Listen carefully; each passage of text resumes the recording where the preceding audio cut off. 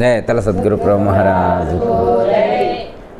गुरुर्ब्रह्मा गुरुर्विष्णु गुरुर्देवो महेश्वरः गुरु साक्षात् परब्रह्म तस्मै श्री गुरवे नमः।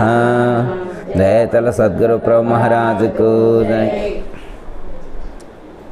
మానవ జన్మ శ్రేష్టత్వం గురించి, అలాగే మానవ జన్మ ఎందుకు వచ్చింది, మరి వచ్చినటువంటి మానవ జన్మ సద్వినియోగం కావాలంటే ఏం చేయాలి, ఇప్పుడు మనం చెప్పుకున్నాం. వారు కూడా కొన్ని అంశాలు చెప్పారు అని. అయితే శాస్త్రంలో ఏం చెప్పారు దాన్ని ఒకసారి గుర్తు చేసుకునేటువంటి ప్రయత్నం చేద్దాం. శంకరాచార్యుల వారు మానవ జన్మను గురించి ఒక మాట చెప్తారు. దుర్లభం మానుషం దేహం వివేకం అతి దుర్లభం అని చెప్పారు. అంటే ఈ లోకంలో మనిషిగా పుట్టడమే చాలా అదృష్టం, దుర్లభం అనుకుంటే, అలాంటిది వివేకంతో కూడి ఉన్నటువంటి మనిషిగా పుట్టడం. మామూలు మనిషిగా పుట్టడం, అందరూ మనుషులుగానే పుడతారు, కానీ వాళ్ళకి వివేకం లేదు. కానీ ఒక వివేకంతో కూడి ఉన్నటువంటి మనిషిగా పుట్టాలి అంటే దానికి ఎంతో పుణ్యం అవసరం అని చెప్పారు. దుర్లభం మానుషం దేహం వివేకం అతి దుర్లభం. వివేకంతో కూడి ఉన్నటువంటి మనుష్య జన్మాలైతే నరజన్మ రావటం అనేటువంటిది చాలా శ్రేష్టమైనటువంటిది అని సూచించడం అనేటువంటిది జరిగింది. దానికి మన గురువుగారు ఒకటి చెప్తారు. జన్మ జన్మల పుణ్యవశమున జన్మకొచ్చితి గురువర, జన్మ కర్మల మరుగు తెలిపి జన్మ పాపము గురువర అని చెప్పి మనకు చెప్పారు. అంటే ఇది ఊరికనే వచ్చేటువంటిది కాదు. చాలా ఏదైనా ఊరికనే రాదు. సపోజ్ ఉదాహరణకి మనకి ఏదైనా అవసరం ఉందనుకోండి, ఎవరినైనా వెళ్ళి ఫ్రీగా అడిగితే ఇస్తారా? సపోజ్ మన ఫ్రిడ్జ్ చెడిపోయింది అనుకోండి, ఎవరి దగ్గరికైనా వెళ్ళి మీ ఫ్రిడ్జ్ ఇవ్వండి అంటే ఇస్తారా? వాషింగ్ మిషన్ ఇమ్మంటే ఇస్తారా? మిక్సీ ఇమ్మంటే ఇస్తారా? ఇవ్వరు. అంటే బయట వస్తువులు ఇవ్వడమే కష్టం. అలాంటిది మనలో ఉండేటువంటి ఆర్గాన్స్, మనలో ఉన్నటువంటి అవయవాలు అయితే ఉన్నాయో అవి ఇంకా విలువైనటువంటివి. అవి ఇప్పుడు సపోజ్ ఉదాహరణకి ఒక ఆయనకి లివర్ అయింది, లివర్ ట్రాన్సాక్షన్ చేయాలని అన్నారు. ఎవరిస్తారు లివరు? ఎవరెవరు కొనుక్కోవాలంటే ₹1,00,00,000. హార్ట్ ప్రాబ్లం వచ్చింది, హార్ట్ ట్రాన్స్లేషన్ చేయాలనుకోండి, బయటికి వెళ్ళి అడిగితే కోట్లలోనే ఉంది. కిడ్నీ అడిగితే కిడ్నీలు కూడా ఇంతకుముందు లక్షల్లో ఉండి ఇప్పుడు అది కూడా కోట్లలోకి వెళ్ళింది. కిడ్నీ ప్రాబ్లం వచ్చినా కానీ మన దగ్గర కిడ్నీ ఉంటే మార్చుకోవడానికే ప్రాసెస్ కష్టం. అలాంటిది వేరే కిడ్నీ కొనుక్కొని మనం ఇన్స్టాల్ చేయించుకొని దాన్ని జీవితాన్ని కొనసాగించుకోవాలంటే ఎంత కష్టం అవుతుంది. పోనీ అంటే ఎవరైనా కిడ్నీ ఇస్తే మీరు వెళ్ళి ఎవరి దగ్గరికైనా ఏమండి ఓ కిడ్నీ ఇవ్వండి, ఓ లివర్ ఇవ్వండి, ఓ హార్ట్ ఇవ్వండి, 4 నరాలు ఇవ్వండి అని అంటే ఎవరైనా ఇస్తారా? ఓ కాలు ఇవ్వండి, ఓ చెయ్యి ఇవ్వండి, ఓ కన్ను ఇవ్వండి అంటే ఎవరైనా ఇస్తారా? ఇవి ఎవరు ఇవ్వరు. ఒకవేళ ఇవి ఎవరు మార్కెట్లో ఫ్రీగా అసలు ఇవ్వరు. అంటే ఉంటారు మహాత్ములు కొంతమంది, డొనేట్ చేసేవాళ్ళు కూడా ఉంటారు. వాళ్ళ తదనంతరం వాళ్ళ ఫిజికల్ బాడీని ఈ సమాజానికి వినియోగింపజేసుకోవడం కోసం కొంతమంది ఫిజికల్ బాడీని చారిటీస్కి డొనేట్ చేయటం జరుగుతుంది. ఇప్పుడు చాలామంది కూడా అలా యూటిలైజ్ చేసుకోవడం కూడా జరుగుతుంది. అదందరూ మనకు తెలిసిందే. అయితే ఇప్పుడు మనకి ఏదైనా ఒక వస్తువు లోపల ఉన్నటువంటి ఒక అవయవం లోపిస్తే రిపేర్ అయితే దాన్ని రిపేర్ చేయించుకోవడానికే మనం ఆస్తులు అమ్మాల్సి వస్తుంది. చాలామంది పేదవాళ్ళు అయితే ఎంతోమంది చాలా ఇబ్బంది పడుతున్నారు. చిన్న ప్రాబ్లం వస్తే ఇల్లంతా ఆగమైపోయినట్టే, గొల్లైపోయినట్టే. వాళ్ళు 30 సంవత్సరాల నుంచి సంపాదించుకున్నటువంటి ధనం మొత్తం కూడా హాస్పిటల్లో దారిపోయటమే జరుగుతుంది. ఓకే, ఎంత ఖర్చు పెట్టి ఒక కిడ్నీని మార్చుకున్నా కానీ, లివర్ మార్చుకున్నా కానీ, బ్రెయిన్ మార్చుకున్నా కానీ, ఎన్ని మార్చుకున్నా కానీ భగవంతుడి చేత స్వతసిద్ధంగా ఇవ్వబడినంత గొప్పగా ఉండదు కదా. ఇప్పుడు ఒక ఆయనకి నిన్ననే మేము ఊరెళ్ళామన్నమాట. ఒక కాలు పోయింది, ఇంకొక కాలు ఆల్రెడీ పోవడానికి రెడీగా ఉంది. ఒక కాలు ఆల్రెడీ తీసేశారు, ఇంకొక కాలు కూడా పోవడానికి రెడీగా ఉన్నట్టే చెప్పారు. ఆయన నెలకు 70,000 శాలరీ. నెలకు 70 అంటే పెన్షనే. అసలు శాలరీ ఎంత ఉందో మనకి తెలియదు ఇంతకుముందు, కానీ ఇప్పుడు పెన్షన్ 70,000 అంట. ఏం చేసుకోగలరు? ఎన్ని డబ్బులు వస్తే మాత్రం ఇప్పుడు కాలు వచ్చిద్దా? ఇప్పుడు ఆయనకు డబ్బులతో ఏం చేయగలిగారు? జైపూర్ ఫుడ్ పెట్టించారు. ఇప్పుడు ఎంత జైపూర్ ఫుడ్ పెట్టించినా కానీ క్రియేషన్, భగవంతుడి యొక్క క్రియేషన్తో క్రియేట్ అయినంత గొప్పగా అయితే ఉండదుగా. మనం అమర్చుకున్నటువంటి కృత్రిమంగా మనం అమర్చుకునేటువంటి అవయవాలు భగవంతుడి చేత ఇవ్వబడినంత గొప్పగా అయితే ఉండవుగా. ఆ డిఫరెంట్ అనేటువంటిది మనం గమనించగలుగుతాం కదా.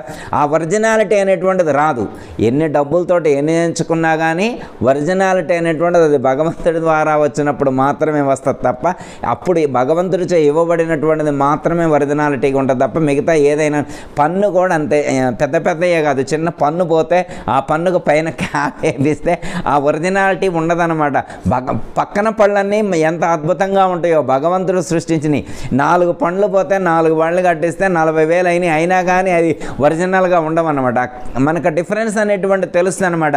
ఒరిజినల్ భగవంతుడి ఇచ్చింది ఎట్లుంది, మనం పెట్టించుకున్నది ఎలా ఉన్నది అనేటువంటి డిఫరెంట్ తెలుస్తుంది. ఆ భగవంతుడు ఇచ్చేప్పుడు కొంచెం కూడా బాధలేదు మనకి. స్వతసిద్ధంగా వచ్చినప్పుడు కొంచెం కూడా బాధలేదు. కిడ్నీ పెట్టినప్పుడు కానీ, లివర్ పెట్టినప్పుడు కానీ, హార్ట్ పెట్టినప్పుడు కానీ, బ్రెయిన్ పెట్టినప్పుడు కొంచెం కూడా బాధ ఏమైనా మనకు తెలిసిందా? లేదు. ఇప్పుడు చిన్న పన్ను పెట్టాలంటేనే ఎంత విలవిల్లాడనమాట, ఎన్ని సూదులు వేయాలో, ఎంత గుంజాలో, వాడు ఎంత ఇబ్బంది పడతాం, మనం ఎంత స్ట్రగుల్ ఫేస్ చేస్తాం. ఓకే, ఎంత బాగానే.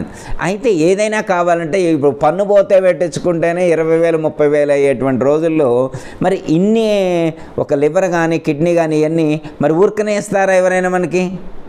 ఊరికనే ఎవరు? ఇప్పుడు మన లోపల ఉన్నటువంటివి మనకి ఇవ్వబడినాయా, మనం తెచ్చుకున్నటువంటివా?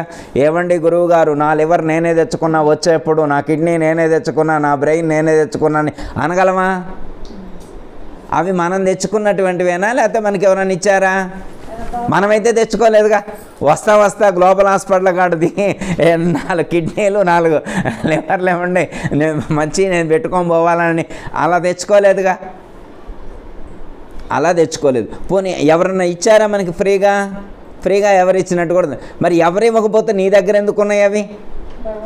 ఇప్పుడు మన దగ్గర ఎందుకున్నాయి? భగవంతుడు ఇచ్చాడు. ఈ ప్రపంచంలో మనకి ఎవరు ఉచితంగా ఇవ్వరు. అది రూపాయిదైనా ఇవ్వరు, లక్షదైనా ఇవ్వరు, 10 లక్షలదైనా ఇవ్వరు. ఇచ్చిండంటే లెక్క రాసి వడ్డీ వేస్తుంటాడు అనమాట. సంవత్సరానికి ఒకసారి తిరగట్టి మొత్తం అయ్యేసరికి ఎంత అయిందో చెప్తారు. ఇప్పుడు మరి అలాంటిది మన శరీరంలో ఉన్నటువంటి ప్రతి అణువణువుని క్యాలిక్యులేట్ చేస్తే ఎన్ని కోట్లు అవుతుంది. మరి ఇన్ని కోట్ల విలువైనటువంటి ఈ శరీరాన్ని ఆయన మనకు ఊరికనే ఎందుకు ఇచ్చాడు? ఈ ప్రపంచంలో ఎవరు ఊరిక ఏమి ఇవ్వట్లేదు. ఒక కన్ను కూడా ఇమ్మంటే ఇవ్వట్లేదు. ఇప్పుడు ఒక ఆయనకి వెంట్రుకలు లేవు.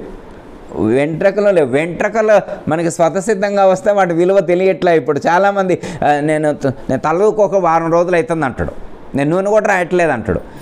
అంటే వాడు కేర్లెస్ అనమాట, నెగ్లిజెన్సీ. వాడి శరీరం మీద పరమాత్మచే ఇవ్వబడినటువంటి వాటి మీద నెగ్లిజెన్సీ వల్ల సరిగా పళ్ళు తోముకోక, జుట్టు సరిగా దువ్వుకోక నెగ్లిజెన్సీ. ఒకడికి జుట్టు లేక ఎయిర్ ప్లాంటేషన్ చేయించుకుంటే 2 లక్షలు అయినాయి అంట. అంటే ఉన్నోడికి విలువ తెలియట్లా, లేనోడికి ఆ బాధ తెలుస్తుంది. ఇవన్నీ మనం గమనించుకున్నప్పుడు కొన్ని మనకు ప్రొవైడ్ చేయబడ్డాయి. అయితే ఈ ప్రపంచంలో ఎవరూ ఉచితంగా ఇవ్వట్లేదు, కానీ మరి ఎవరో మనకిచ్చారు. ఎవరో మనకి ఇవన్నీ ఇచ్చారు. ఎందుకు ఇచ్చారు? ఆయన ఎందుకు ఇచ్చాడు? ఆయనకి మనకున్న రిలేషన్ ఏంటి? ఇది మనకు తెలియాలన్నమాట. ఆ రిలేషన్ లేకుండా ఊరికే ఈ ప్రపంచంలో ఉచితంగా ఎవరు ఇవ్వగలరంటే ఒక్క తల్లిదండ్రులు తప్ప ఇంకెవరెవరు. అన్నదమ్ములు కూడా ఇవ్వాలి, అక్కచెల్లెలు కూడా ఇస్తారని నాకు అంత గ్యారంటీ లేదనమాట. ఈ ప్రపంచం ఇస్తే అత్తగారు వాళ్ళు ఇవ్వాలా, లేకపోతే తల్లిదండ్రులు ఇవ్వాలా. ఓకే, తల్లిదండ్రులు ఎందుకు ఇస్తారంటే వాళ్ళు కని పెంచి వృద్ధి చేశారు కాబట్టి, వాళ్ళు ప్రేమతో పెంచారు కాబట్టి, వాళ్ళు పిల్లల కోసమే జీవించారు కాబట్టి, వాళ్ళు సంపాదించింది మొత్తం పిల్లలకే ఇస్తారు. ఈ ప్రపంచంలో ఇచ్చే హక్కు కానీ ఇచ్చేటువంటి లక్షణం కానీ ఎవరికి ఉండదండి, ఒక్క తల్లిదండ్రులకే ఉంది. పిల్లలు కూడా కొంతమంది ఇప్పుడు కొన్ని చోట్ల కొంతమంది ఇస్తున్నారని చెబుతున్నారు. మరి ఇచ్చేవాళ్ళు తగ్గిపోతున్నారు. కానీ తల్లిదండ్రులు మాత్రం ఈ ప్రపంచంలో 100% తల్లిదండ్రులందరూ పిల్లలకే ఇస్తున్నారు. పక్కింటోళ్ళకి కూడా దాదాపు సపోజ్ వాళ్ళకి 3 కోట్లు ఉన్నాయి అనుకోమ్మా. కొడుకు వెళ్ళి అమెరికాలో ఉన్నాడు. ఇక్కడ ఎవరు చూడట్లేదు, ఎవరో తెలిసినోడు ఒకటి చూస్తుండు. వాడికి జీవితం మొత్తానికి కావాల్సిన ఒక 20 లక్షలు అనుకోమ్మా. ఈయన కూడా 3 కోట్లలో ఒక 20 లక్షలు తగ్గింది పిల్లగాడికి మంచిగా సేవ చేస్తున్న వీడికి ఇద్దామని ఉంటుందా? ఉండదు. మళ్ళా మిగిలిచి వాడికే, వాడు చూడడు, రాడు, ప్రేమ చూపెట్టడు, ఫోన్ చేసినప్పుడల్లా తిడుతుంటాడు. ఫోన్ చేసినప్పుడల్లా తిడుతుంటాడు, నేను నిన్ను మిర్చి బజ్జీ తినొద్దని చెప్పాను, నువ్వు తిన్నావు, అందుకే నీకు మంట వచ్చింది, అందుకే నీకు ఆ ప్రాబ్లం వచ్చింది, నేను అది తినొద్దు, నేను వద్దని చెప్పి నువ్వు తిన్నావు కాబట్టి నీకు ప్రాబ్లం వచ్చింది కాబట్టి నువ్వు అనుభవించని చెప్పి తిడతా ఉన్నాడు. ఫోన్ చేసినప్పుడల్లా తిడుతున్నాడు. వీళ్ళు ఫోన్ చేయటంలా, వాడు ఫోన్ చేసేదే తిట్టడం కోసం.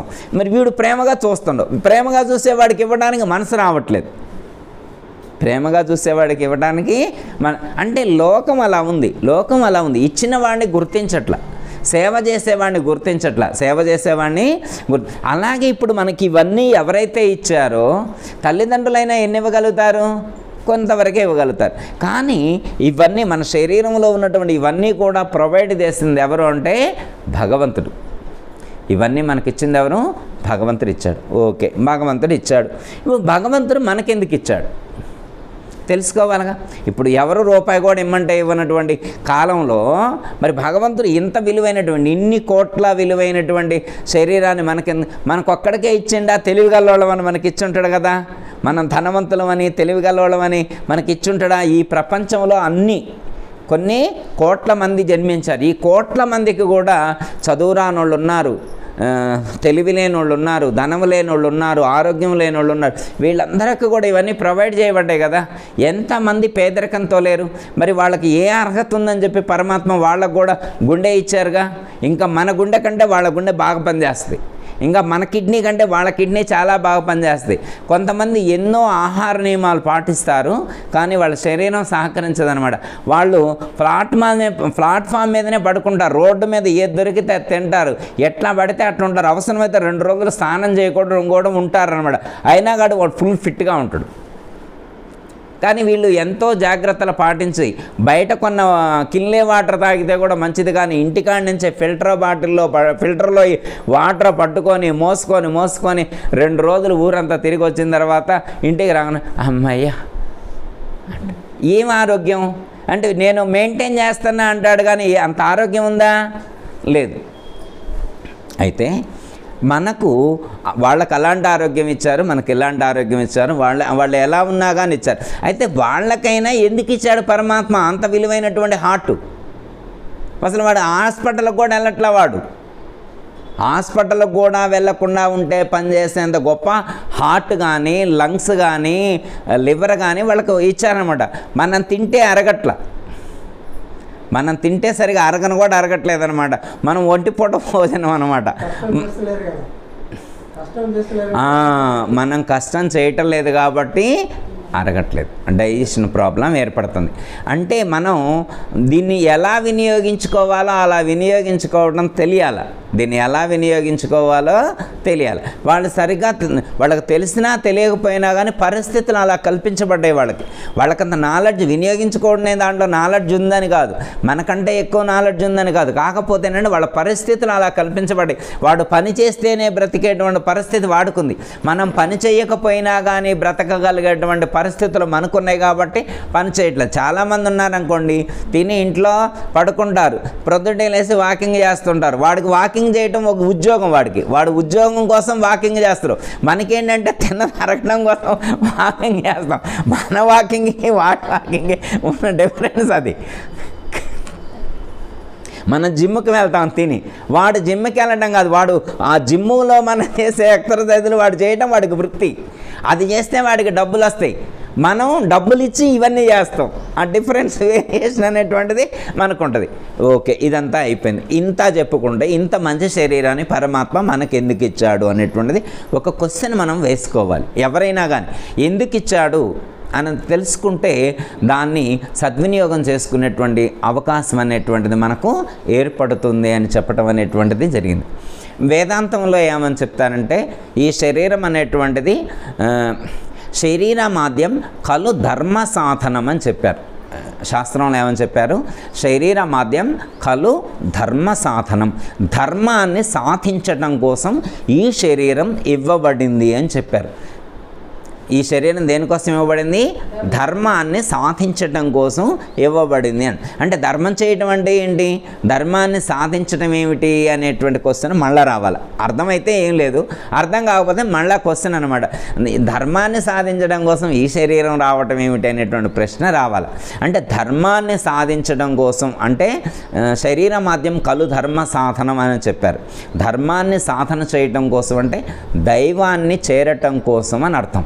దైవాన్ని చేరటం కోసం ఈ శరీరం ఇవ్వబడింది అని అర్థం. అంటే ఈ శరీరాన్ని దేనికోసం వినియోగించాలి అంటే దైవాన్ని చేరటం కోసం వినియోగించాలి. మనం దైవాన్ని చేరటం కోసం వినియోగిస్తున్నామా?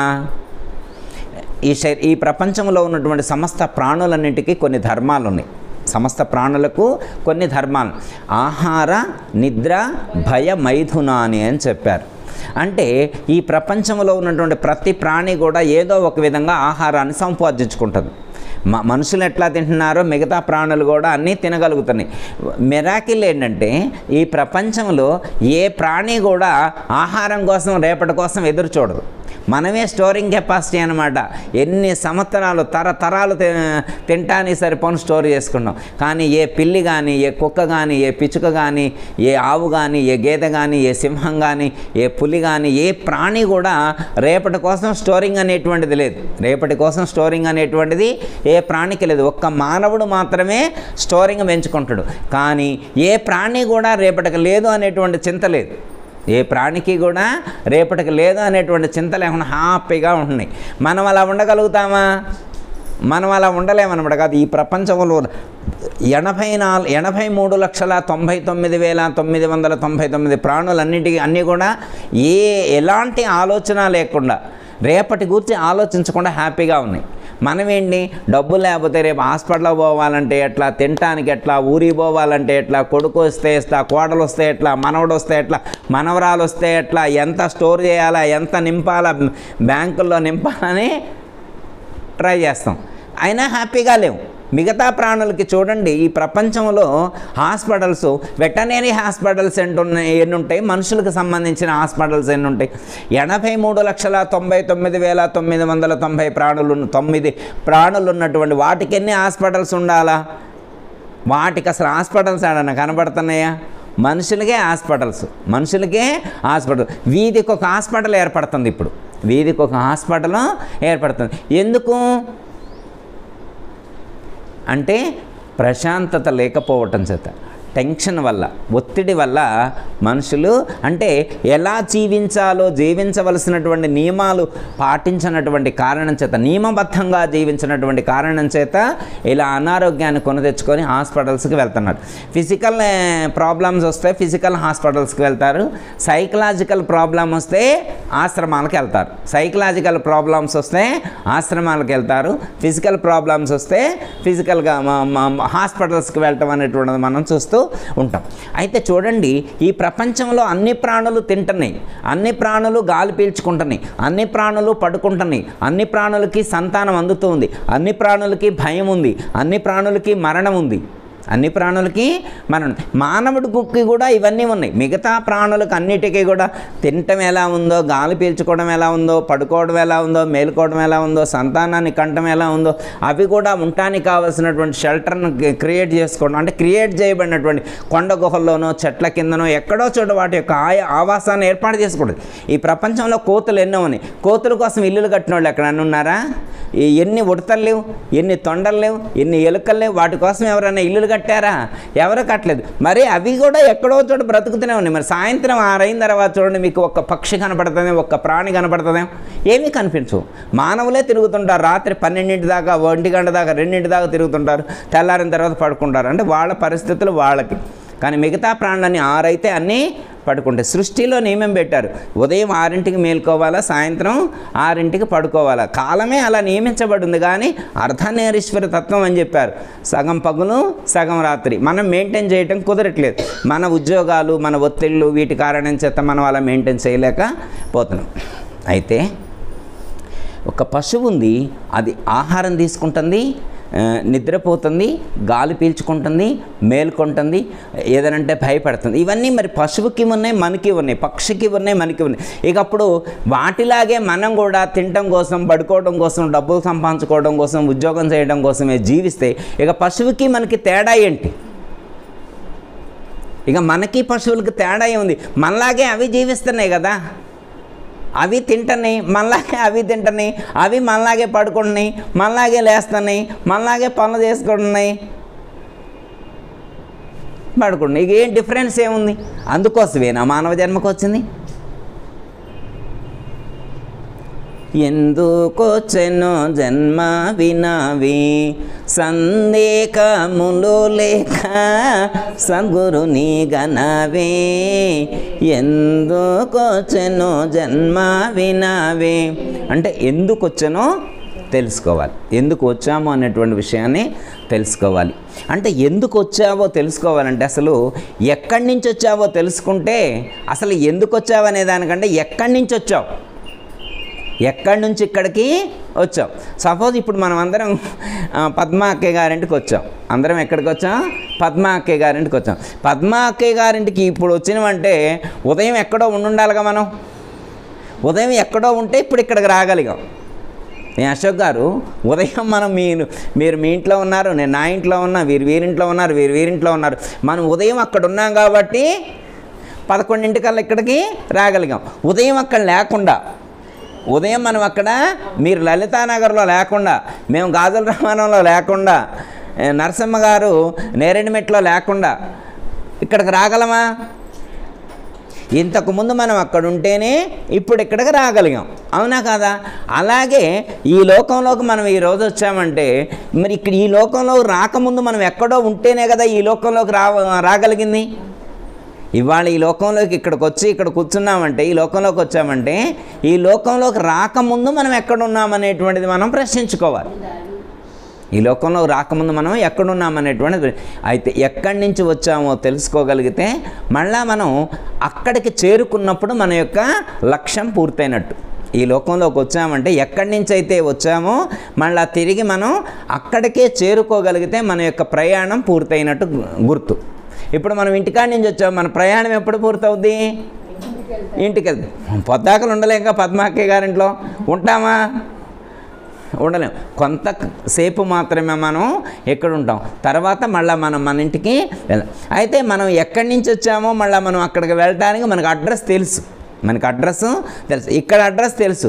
కానీ ఏ లోకంలో నుంచి ఈ లోకంలోకి వచ్చాము, ఏ లోకంలో నుంచి ఈ లోకంలోకి వచ్చామో ఆ అడ్రస్ మనకు తెలియాలి, తెలుసుకోవాలి. అది తెలుసుకోవడం కోసమే ఇప్పుడు మనం ఇక్కడ ప్రయత్నం చేసేది.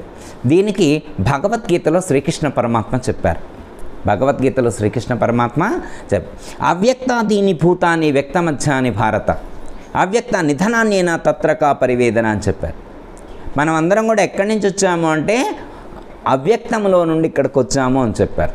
అంటే వారు చెప్పినట్టు ఇప్పుడు ఎక్కడి నుంచి వచ్చామంటే భగవద్గీతలో శ్రీకృష్ణ పరమాత్మ ఏమని చెప్పండి, తెలియని చోట్ల నుంచి వచ్చాం. ఎక్కడి నుంచి వచ్చాం? తెలియని చోట్ల నుంచి. తెలియని చోటు అంటే మనకు తెలియదని కాదు, అందరికీ తెలియదని అర్థం. ఆ చోట ఎక్కడో తెలియదు ఎవరికి కూడా. ఇప్పుడు వచ్చిన వాళ్ళందరూ, ఈ లోకంలోకి వచ్చిన వాళ్ళందరికీ కూడా ఎక్కడి నుంచి వచ్చారో వాళ్ళకి తెలియదు. రావటం అయితే వచ్చారు, మళ్ళీ ఎక్కడికి వెళితే పూర్తవుతుందంటే మళ్ళీ అక్కడికే వెళితే, ఎక్కడి నుంచి అయితే వచ్చారో తెలియని చోట్ల నుంచి వచ్చాం, మళ్ళీ తెలియని చోట్లోకి వెళ్ళాలి. ఎక్కడి నుంచి అయితే వచ్చామో అక్కడికి వెళితే కంక్లూడ్ అవుతుంది. అయితే ఈ లోకంలోకి వచ్చిన వాళ్ళందరూ ఎక్కడి నుంచి అయితే స్టార్ట్ అయ్యారో మళ్ళీ అక్కడికి వెళ్ళట్లేదు. ఎక్కడి నుంచి వచ్చారో మళ్ళీ అక్కడికే వెళ్ళేట్లయితే ఏ పూజ చేయక్కల్లా, ఏ ధ్యానం చేయక్కల్లా, ఏ మంత్రం చదవక్కల్లా, ఏ వ్రతం చేయక్కల్లా, ఏ దానం చేయక్కల్లా, ఏ ధర్మం చేయక్కల్లా. తెలిస్తే అక్కడికి వెళ్తారు. తెలిస్తే అక్కడ తెలుసుకోలేదు కాబట్టే ఎక్కడి నుంచి వచ్చారో అక్కడికి వెళ్ళలేకపోతున్నారు. ఎందుకంటే జ్ఞానము లోపించటం చేత. అంటే దానికి సంబంధించినటువంటి జ్ఞానం తెలిస్తే, ఎక్కడి నుంచి వచ్చామనేటువంటి జ్ఞానం తెలిస్తే ఆ ప్రయత్నం చేసేటువంటి అవకాశం ఉంటుంది. ఇప్పుడు సపోజ్ ఉదాహరణ, కొంతమందికి హైదరాబాద్ సిటీ మీద అవగాహన లేదు, తీసుకొచ్చి మీ ఇంటికాడ వదిలిపెట్టారు. ఇప్పుడు అమీర్పేట బొమ్మన్నారు. అమీర్పేట బొమ్మని చెప్తే ఇక వాళ్ళు రోడ్డు మీద పోతున్నారు. అమీర్పేట ఎటు పోతారు? వాళ్ళు తెలిస్తే పోతారు. వాళ్ళు అమీర్పేట పోవాల్సింది స్ట్రైట్గా పోతున్నారు. ఇటు స్ట్రైట్గా వెళ్తున్నారు. స్ట్రైట్గా వెళ్తే ఎల్బీ నగర్ వెళ్తారు. ఎల్బీ నగర్ వెళ్ళిన తర్వాత ఇటు లెఫ్ట్కి తీసుకున్నారు. ఎల్బీ నగర్ నుంచి లెఫ్ట్కి తీసుకున్నారు. యాడికి పోతున్నారంటే మేము అమీర్పేట పోతున్నాం అంటున్నారు. యాడికంటే అమీర్పేట. ఎప్పుడు రావాలి అమీర్పేట అంటే ఇక వాడు విజయవాడ వెళ్ళి విజయవాడ నుంచి తిరుపతి పోయి తిరుపతిని అటు తిరిగి ఎప్పటికైనా ఒక 20-30 సంవత్సరాలకి ఏమైనా వస్తే మళ్ళీ రావాలి అమీర్పేటకి వాడు. అంటే అడ్రస్ తెలియకుండా పోతే, అదే అడ్రస్ తెలిసిందనుకో అమ్మా టక్కున వెళ్ళేటువంటి అవకాశం ఉంటుంది. అలాగే మన పరిస్థితి కూడా ఉంది. ఇప్పుడు ఎన్నో జన్మలు ఎత్తినాం అడ్రస్ తెలియక తిరుగుతూ ఉన్నాం. జన్మను ఎత్తమంటే వెహికల్ మారినట్టు, జన్మ ఎత్తడం అంటే వెహికల్ మారినట్టు. ఇప్పుడు ఇంటికి పోవడానికి అడ్రస్ తెలియక వెహికల్స్ మారుకుంటూ పోతాను అనమాట. అట్లనే ఉంది మన పని కూడా అన్నమాట. అది తెలుసుకున్నటువంటి వాడు స్ట్రైట్గా అక్కడికే వెళ్తాడు. దీనికి ఆ సంబంధమైనటువంటి జ్ఞానం ఉండాలి అని చెప్పారు. మనం ఎప్పుడో చెప్పేటువంటి ఎగ్జాంపుల్ ఒకటి గుర్తు చేస్తా, అంటే ఎంత అవేర్నెస్తో ఉండాలి అనేటువంటి దానికి ఈ ఎగ్జాంపుల్ అనేటువంటిది మనకి ఉపకరిస్తుంది. ఒక రాజుగారి దగ్గర కొంతమంది జోకర్స్ పనిచేస్తూ ఉంటారు. ఆ జోకర్స్ పనిచేస్తూ ఉంటే అంటే ఆయన కింద ఉంటారనమాట అనుచరులు. ఆయన ఏం చేస్తారంటే ఆయనకి ఎప్పుడైనా మంచిగా మూడ్ అవుట్ అయితే అమ్మట వాళ్ళని పిలుస్తారు. 2 జోక్స్ అయ్యారా అంటాడు, నన్ను సాటిస్ఫై చేయ అంటాడు. వాడు వచ్చి 2-3 జోక్స్ చెప్పి వీడిని రాజుగారిని సాటిస్ఫై చేయటం అనేటువంటిది వాళ్ళ డ్యూటీ అనమాట. అయితే ఆయనకి కూడా కొంతకాలం అయిన తర్వాత వృద్ధాప్యం వస్తుంది. ఇంకా వాళ్ళ పిల్లవాడికి యువరాజు పట్టాభిషేకం చేసి ఈయన బాధ్యతల నుంచి తప్పుకుంటాడు అనమాట. అలా బాధ్యతల నుంచి తప్పుకున్నటువంటి ఒక రోజున ఇతనికి ఎవరైతే హెల్ప్ చేస్తూ ఉన్నారో వాళ్ళందరినీ పిలిచి సన్మానం చేస్తారండి. ఈయనకేంటంటే వాళ్ళ మీద చిన్న చూపు అన్నమాట. ఈయన దృష్టిలో వాళ్ళు అన్ఫిట్ అన్నమాట. అయితే వీళ్ళని ఎట్లయినా ఒక విధంగా కించపరచాలి అనేటువంటి దృక్కోణంతో ఇక వాళ్ళని ఇంటికి పంపించే టైప్ అన్నమాట. ఆ టైప్ రాజుగారు ఏం చేస్తారంటే ఆ రోజు వాళ్ళందరినీ పిలిచి ఒక చోటు కూర్చోబెట్టి మిమ్మల్ని సన్మానం చేస్తున్నాను. వాళ్ళు నిజమే అనుకున్నారు. మిమ్మల్ని సన్మానం చేస్తున్నా అంటే నిజమే అనుకుని సంతోషపడ్డారు.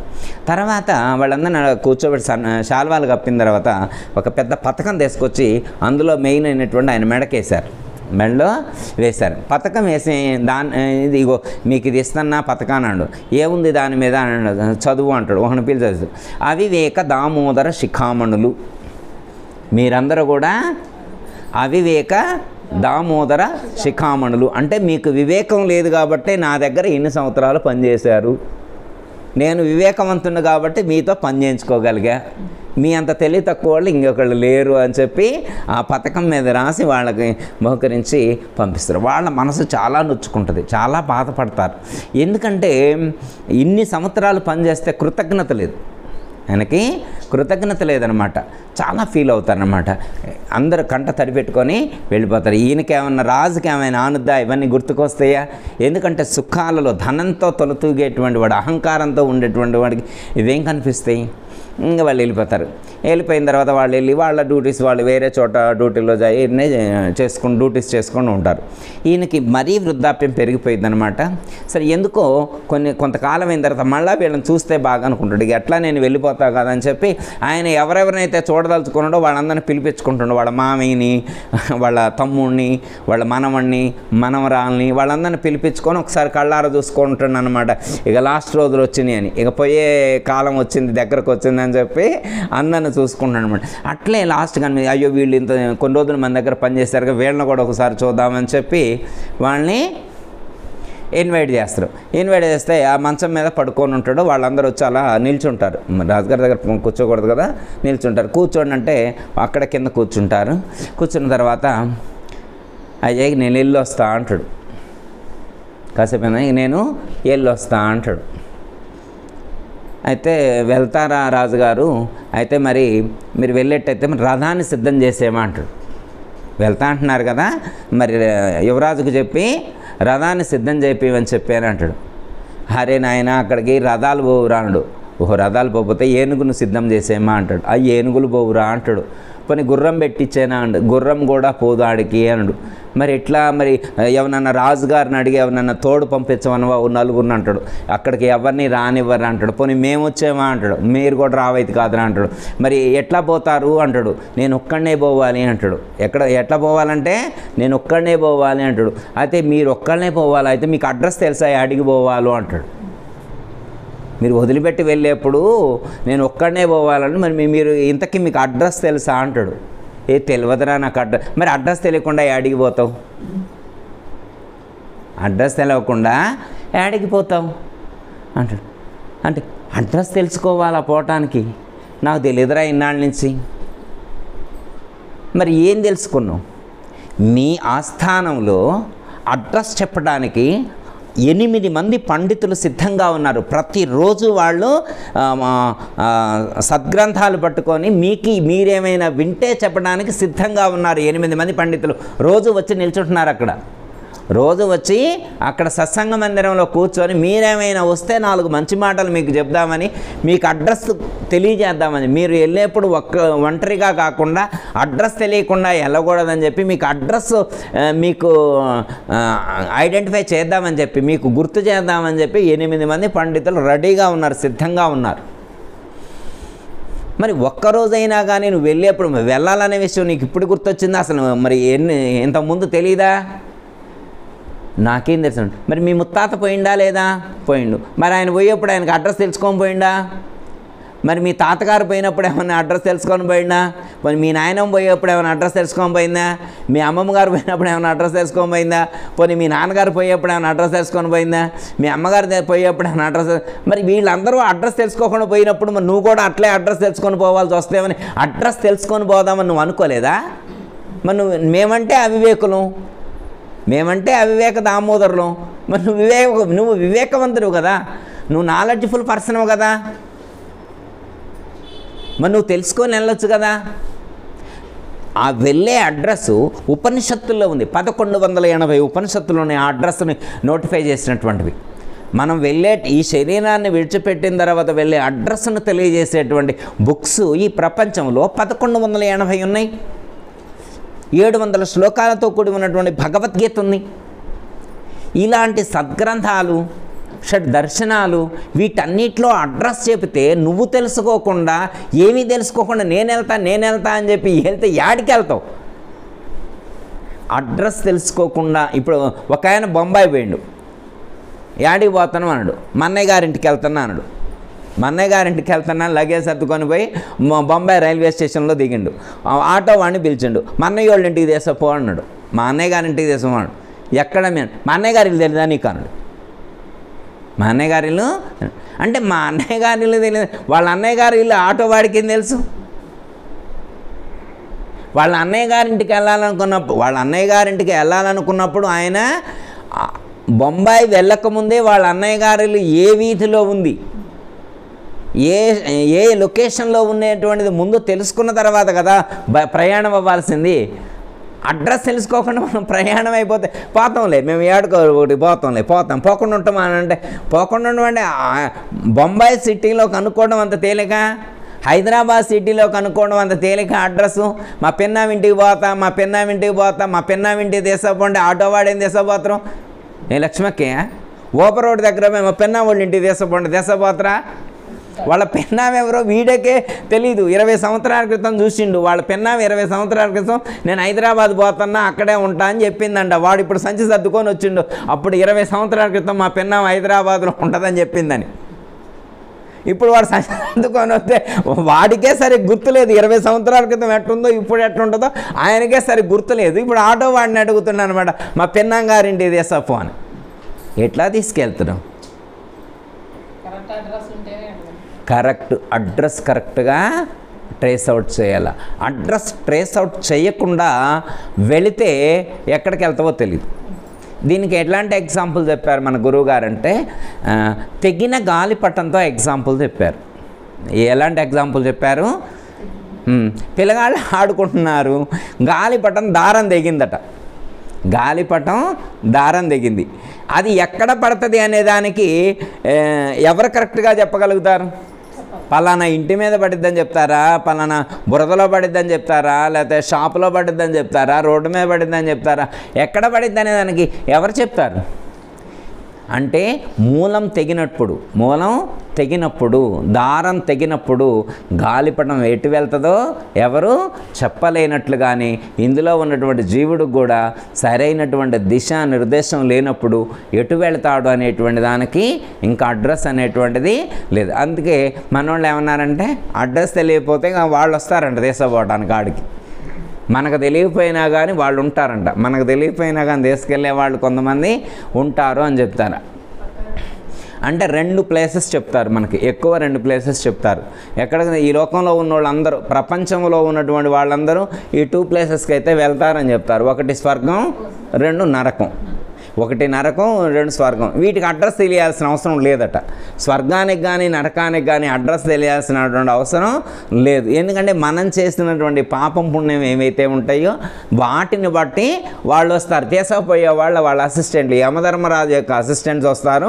వాళ్ళు తీసుకొని వెళ్ళి క్యాలిక్యులేట్ చేసి వీడు ఏం చేసిండు, ఈ లోకంలో జీవించి ఉన్నంత కాలంలో వీడికి ఇవ్వబడినటువంటి టాస్క్, వీడికి ఇవ్వబడినటువంటి జీవితం ఏదైతే ఉన్నదో 100 సంవత్సరాలు లేదా 70 సంవత్సరాల జీవితాన్ని ఎలా వినియోగించాడు అనేటువంటి దాన్ని బేస్ చేసుకొని వాడి యొక్క తీసుకువెళ్ళేటువంటి లొకేషన్, స్వర్గానికా నరకానికా, అక్కడ ఎంతసేపు ఉంచాలి, ఎలాంటి శిక్షలు విధించాలి అనేటువంటి దాన్ని మనకు గరుడ పురాణంలో వివరించడం అనేటువంటిది జరిగింది.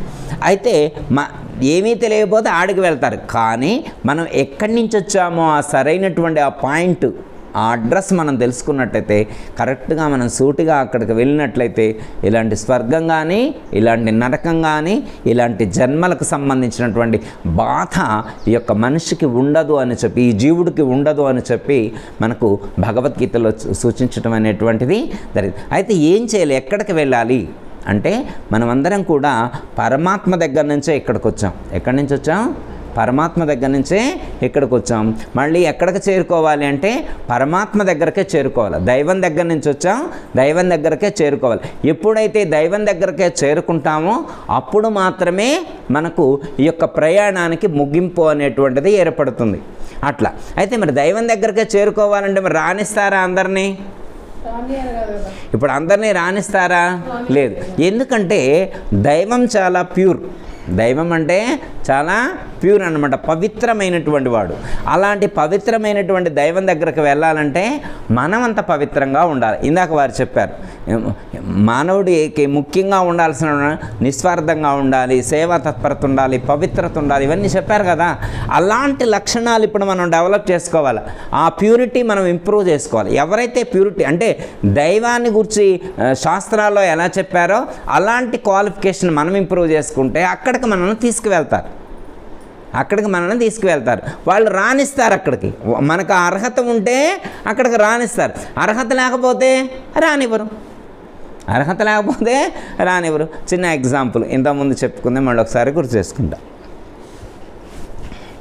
ఒక ఆవిడ ఫంక్షన్కి వెళ్ళాలనుకుంది. కొంచెం ఆ ఫంక్షన్ కొంచెం హైఫై ఫంక్షన్. మామూలు ఫంక్షన్కి అయితే డైలీ వేర్ కట్టుకొని వెళ్తారు.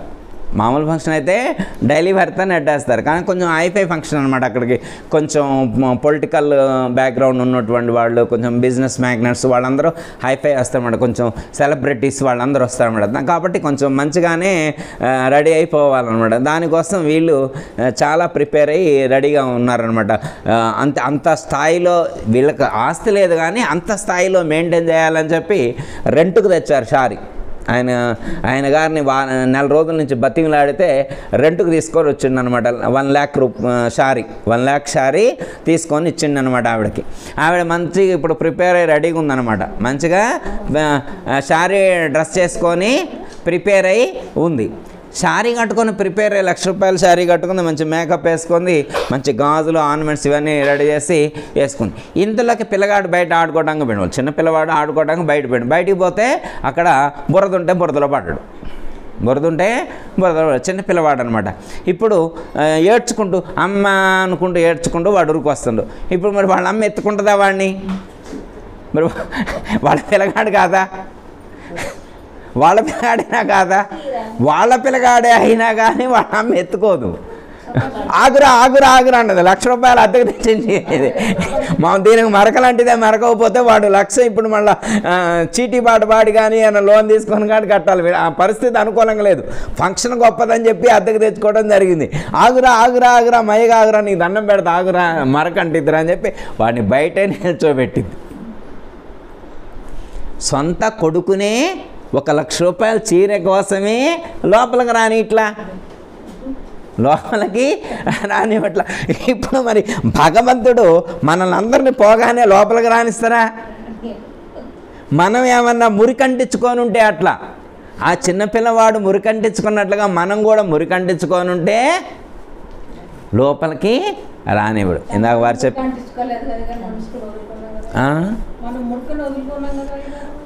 మురికి వదిలితే రానిస్తారు. మురికి వదిలిందా ఎక్కడ అనుకోవడం కాదు, అక్కడ వాళ్ళు టెస్ట్ చేస్తారు. ఇప్పుడు బంగారం మనం మంచి బంగారం అని తీసుకెళ్తాం. మనం మంచి బంగారం అని తీసుకెళ్తే షాపోడు కొండో, వాడు కూడా టెస్ట్ చేసుకుంటాడు. వాడు కూడా మంచిది అనుకుంటేనే యాక్సెప్టెడ్, మనం మంచిది అనుకుంటే నాట్ యాక్సెప్టెడ్. ఇప్పుడు మనం మంచివాడు అని మనం అనుకోవడం కాదు, ఆయన కూడా మనం మంచివాడు అని ఆయన కూడా సర్టిఫై చేయాలి. అర్థమైందమ్మా?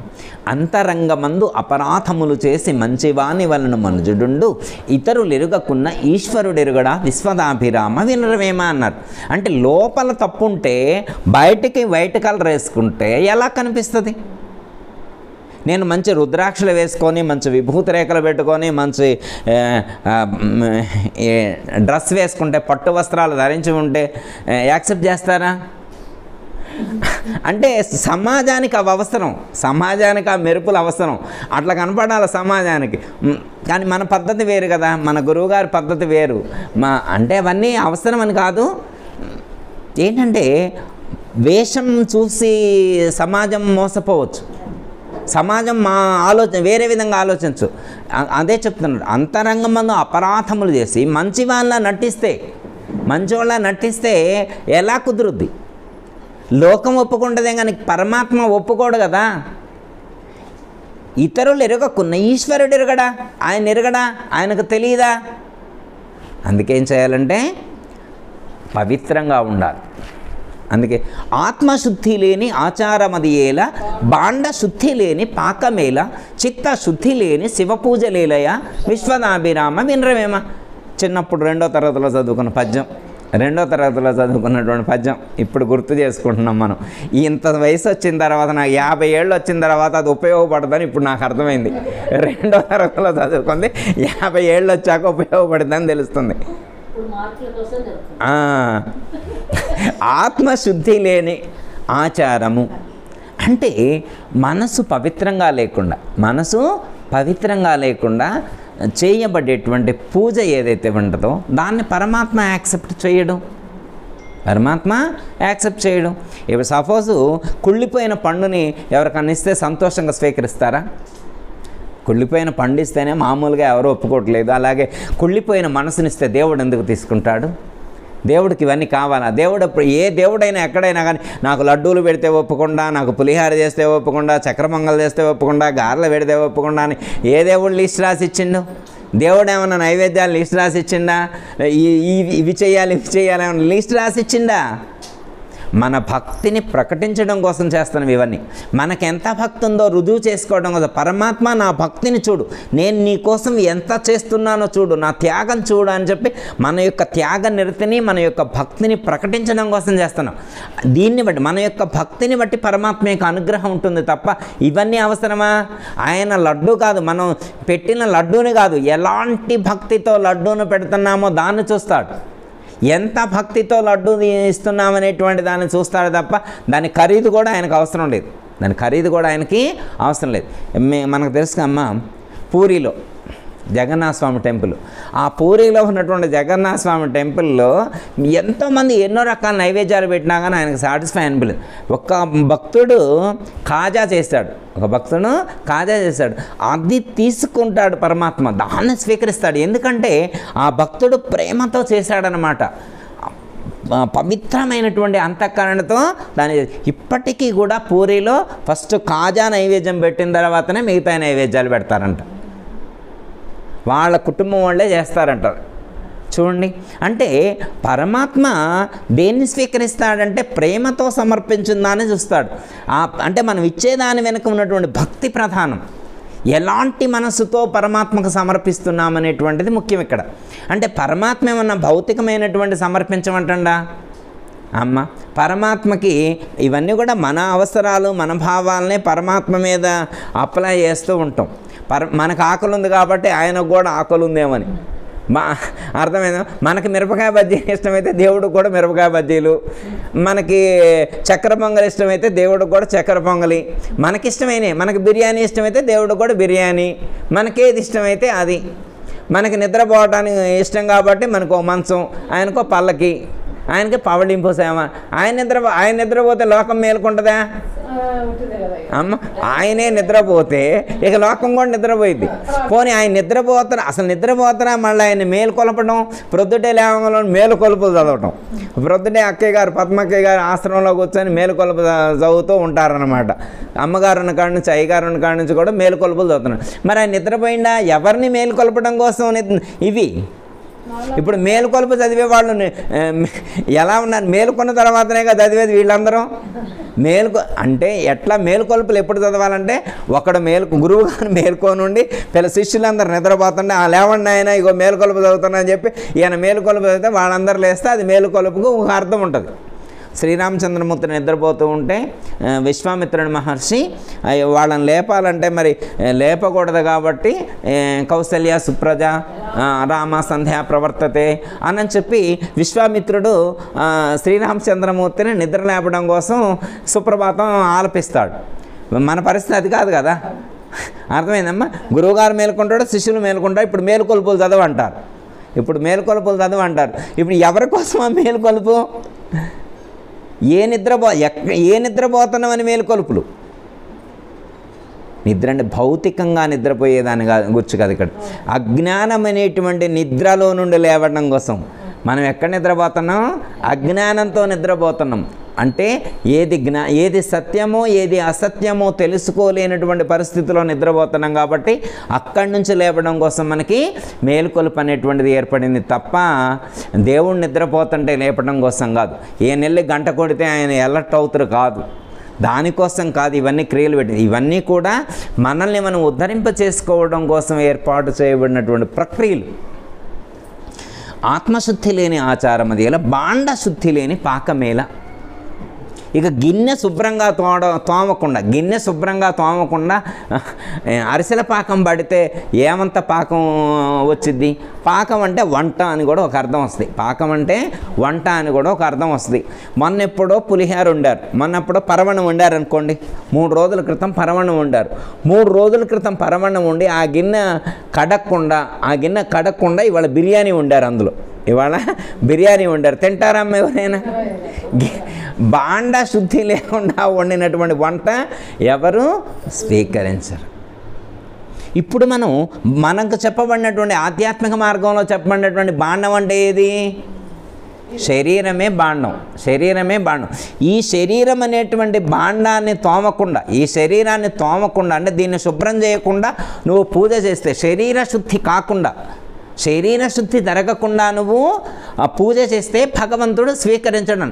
ఇప్పుడు శరీర శుద్ధి చేయడం కోసమే గురువు గారు, మీకు తెలియదేమో ఏ సబ్బు వాడుతున్నావో మీకు తెలుసా? దీన్ని శుభ్రం చేయడం కోసం ఏ సబ్బు వాడుతున్నావో మీకు తెలుసా గురువు గారు అంటాడు. చెప్పు నాయన. మేమైతే లైఫ్ బాయ్ అన్నాడు అనుకో, ఇంకా మీరు వెనకటైనా లైఫ్ బాయ్ వాడతారా?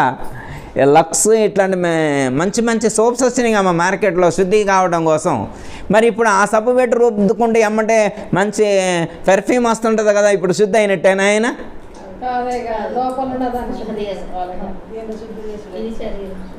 ఏమని చెప్పారంటే, నవరంధ్రాల నుండి కూడా నిరంతరం కూడా మలినాలు బహిర్గతం అవుతూ ఉంటే ఇంకెక్కడ శుద్ధి? ఇప్పుడు శుద్ధి అంటే ఇప్పుడు వాష్రూమ్కి వెళ్ళకుండా ఉంటే శుద్ధిగా ఉన్నట్టు ఆయన. చెప్పండి అమ్మా. ఒక ఆయన గుళ్ళోకి వెళ్ళాలనుకో, వాష్రూమ్కి వెళ్ళొచ్చిన తర్వాత గుళ్ళోకి వెళ్ళనీడు. ఇప్పుడు కాళ్ళు కడుక్కొని గుళ్ళోకి వెళ్ళాలి, స్నానం చేసి గుళ్ళోకి వెళ్ళాలి. మరి లోపల ఉంటే వెళ్ళొచ్చా? వాష్రూమ్ బయటకు వస్తే స్నానం చేయాలన్నట్టు. ఇప్పుడు లోపలే ఉంది వాష్రూము, లోపల ఒక వాష్రూమ్ ఉంది కదా, మరి లోపల వాష్రూమ్లో ఫుల్ అయి ఉంటే, ట్యాంక్ ఫుల్ అయి ఉంటే గుళ్ళోకి వెళ్ళొచ్చా? ఏం ధర్మం? లంగ్స్లో ఫ్లమ్ ఉంది, అది బయటకు వస్తే ప్రాబ్లం అన్నాడు. మరి లోపల ఉంటే వెళ్ళొచ్చా గుళ్ళోకి? చెవుల్లో గుబిలు ఉంది, గుబిలు చెవిలో ఉంటే తప్పు లేదు, బయటకు వస్తే స్నానం చేసి కాళ్ళు చేతులు కడుక్కొని గుళ్ళోకి వెళ్ళాలా? అంటే ఎందుకు చెప్పారు, ఎలా చెప్పారు? భాండ శుద్ధి అంటే శరీరం ఎలా శుద్ధి అవుతుంది, శరీరం శుద్ధి అంటే ఎలా అవుతుందని చెప్పారు. మరి ఇవన్నీ లోపలే ఉన్నాయి కదా, పేగుల నిండా అసలు మనకు తెలియదు. కానీ హాస్పిటల్కి వెళ్తే ఒకసారి స్కానింగ్ తీస్తే పేగులు ఎన్ని వారాల క్రితం తిన్నవి ఉంటాయో పేగుల్లో, కనీసం అరగకుండా లోపల అక్కడక్కడ అతుక్కొని ఉన్నటువంటివి 2 నెలల క్రితాన్ని కూడా అట్లే ఉంటాయి అన్నమాట, పేగులను అలా పట్టుకొని ఉంటాయి అన్నమాట.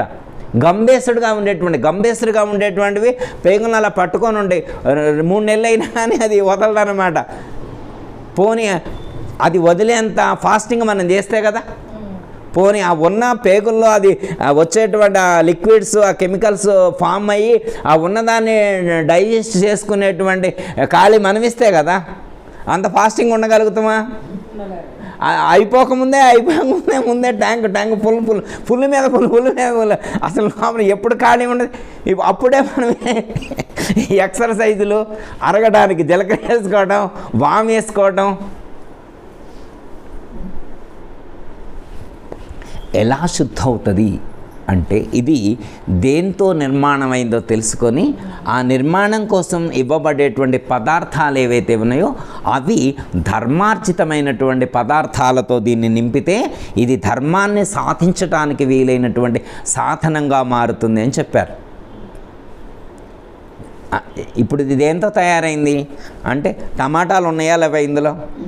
అమ్మ దీంట్లో టమాటాలు లేవా, క్యాబేజీ లేదా, చింతపండు లేదా, బెల్లం లేదా, ఉప్పు లేదా, మిరపకాయ లేవా, అన్నీ ఉన్నాయి ఇందులోనే ఉన్నాయి. వాటితోటేగా నింపింది. 50 సంవత్సరాల నుంచి వాటితోటే దీన్ని నింపుతూ ఉన్నా. ఇందులో అన్నీ ఉన్నాయి. అయితే ఇది నింపడానికి ఇవ్వబడినటువంటి ఆ బయట నుంచి వచ్చేటువంటి పదార్థాలు ఏవైతే ఉన్నాయో అవి ధర్మార్జితం కావాలి అని చెప్పారు. ధర్మార్జితమైనటువంటి ఆహారాలు మనం స్వీకరించినప్పుడు మాత్రమే ఈ శరీరం ధర్మబద్ధంగా దైవాన్ని చేరటానికి దోహదం చేస్తుంది, ధర్మాన్ని సాధించడానికి ఇది ఉపకరిస్తుంది అని చెప్పటం అనేటువంటిది జరిగింది. అంతే తప్ప స్నానం చేస్తే శుద్ధ అవుతుందని చెప్పాల. ధర్మార్జిత ఆహారం తీసుకుంటే ఇది శక్తివంతమవుతుంది, ధర్మబద్ధమవుతుంది అని దైవాన్ని చేరటం కోసం అప్పుడు ఈ శరీరం సాధన చేయడానికి సహకరిస్తుంది అని చెప్పటం అనేటువంటిది జరిగింది. భాండ శుద్ధి లేని చిత్తశుద్ధి లేని శివపూజలేలయ్య. అసలు లోపల చిత్తంలోనే శుద్ధి లేదు, మనసులోనే మాలిన్యాలు పట్టుకొని ఉన్నాయి. ఇందాక వారు చెప్పారు కదా, అహంకారము, ఈర్ష్య, అసూయ, రాగద్వేషాలు ఇవన్నీ లోపలుంటాయి. నేను పూజ చేస్తాను అంటాడు, నేను మంత్రం చదువుతున్నా అంటాడు. మరి ఆయన మంత్రం చదివితే మాత్రం ఏమి ఉపయోగం ఉంటుంది?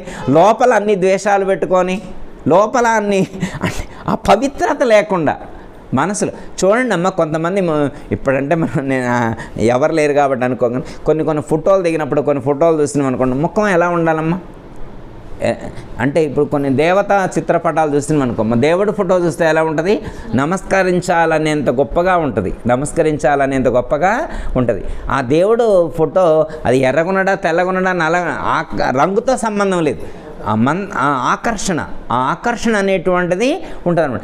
అంటే ఎప్పుడు ఉంటుంది అంటే ఆ చిత్రపటాన్ని చూసినప్పుడు మనం కూడా అలాంటి ఆహార పదార్థాలు తీసుకొని, ధర్మార్జిత ఆహారం తీసుకొని నిరంతరం పవిత్రమైనటువంటి అంతఃకరణతో, నిర్మలమైనటువంటి మనస్సుతో నిరంతర స్మరణ చేస్తూ, మంత్ర జపం చేస్తూ, మంత్ర ధ్యానం చేస్తూ, దైవ ధ్యానం చేస్తూ ఉంటే మన మనస్సు అలాగే మన శరీరం కూడా ఆ దివ్యమైనటువంటి తేజస్సుతో ప్రకాశిస్తూ ఉంటుంది.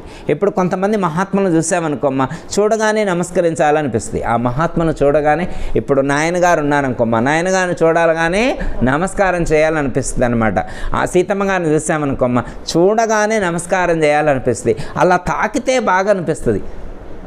ఏమనిపిస్తుంది, అలా వారి స్పర్శ చేస్తే బాగు, ఆ మహాత్మురాలు యొక్క ఆ మహాత్ముడి యొక్క స్పర్శ చేస్తే బాగు అనేంత అద్భుతమైనటువంటి దివ్యమైనటువంటి తేజస్సుతో వారు ప్రకాశిస్తూ ఉంటారు. మరి ఎందుకు వచ్చింది వారికి ఆ వర్చస్సు? అందం అంటే అది ఆ దివ్యమైనటువంటి ప్రకాశమే సహజ సిద్ధమైనటువంటి అందం. అర్థమైందమ్మా? ఇప్పుడు సపోజ్ ఉదాహరణకి గాంధీ గారు ఉన్నారనుకోమ్మా, బ్యూటీ కాంటెస్ట్ పెట్టారనుకోమ్మా, గాంధీ గారికి ప్రైజ్ వచ్చిద్దా? గాంధీ గారికి ప్రైజ్ రాదు. మరి గాంధీ గారిని మహాత్ముడు అంటారు. అర్థమైందమ్మా? అంతకంటే గాంధీ గారి కంటే బ్యూటీస్ చాలామంది ప్రపంచంలో ఉంటారు. ఇంకా మంచి ఫిట్నెస్ ఉన్నటువంటి వాళ్ళు, గ్లామర్గా ఉన్నటువంటి వాళ్ళు, మహాత్ములు చాలామంది ఉంటారు. వాళ్ళందరినీ మహాత్ముడు అని అనలేదు. మరి గాంధీ గారిని ఎందుకు మహాత్ముడు అన్నారు? ఆయన ఏమైనా అంత బ్యూటీగా ఉంటాడా? అంటే ఒక మహాత్ముడు కావడానికి శారీరం యొక్క దారుఢ్యంతో కానీ శారీరం యొక్క ఆకృతితో సంబంధం లేదు. ఎవరికైతే పవిత్రమైన అంతఃకరణం ఉంటుందో, నిరంతరం ఎవరైతే పరమాత్మ యొక్క స్మరణ చేస్తూ ఉంటారో, మంత్ర స్మరణ చేస్తూ ఉంటారో, దైవ ధ్యానం చేస్తూ ఉంటారో, వాళ్లకు ఆ తేజస్సు ఏర్పడుతుంది. చూస్తేనే నమస్కరించాలి అనేంత పవిత్ర భావన మనకు ఏర్పడుతుంది కదా. అంటే ఇప్పుడు మనకి ఏమర్థమవుతుంది? మనం దైవాన్ని చేరాలి అంటే ఆ పవిత్రత మనకు ఏర్పడాలి. ఆ పవిత్రత ఒకటి ఇంకోటి పవిత్రత ఏర్పడితే ఒక అర్హత వస్తుంది. ఇది అక్కడికి చేరటానికి కావలసినటువంటి యోగ్యత దీనికి వస్తుంది.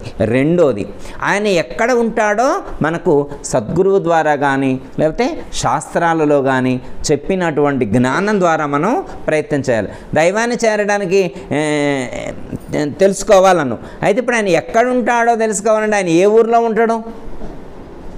ఇప్పుడు దైవాన్ని తెలుసుకోవాలన్నారు. ఇప్పుడు దైవాన్ని తెలుసుకోవడానికి ఆయన ఊరు వెళ్ళాలన్నాడు. ఇప్పుడు ఏ ఊరు వెళ్తే దైవం కనిపిస్తాడు? మన దేహం, మన లోపలే కనపడతాడు. మనకి ప్రహ్లాదుడు చెప్తాడు, ఎప్పుడో చెప్పుకొని, ఇందు గలడందు లేడను సందేహము వలదు చక్రి సర్వోపగతుడు ఎందెందు వెతికి చూచిన అందందేగలడు దానవాగ్రని అని వింటే అమ్మయ్య ఒకటి అర్థమైంది. ఇందు గలడు అందు లేడు అనేటువంటి సందేహం వద్దు.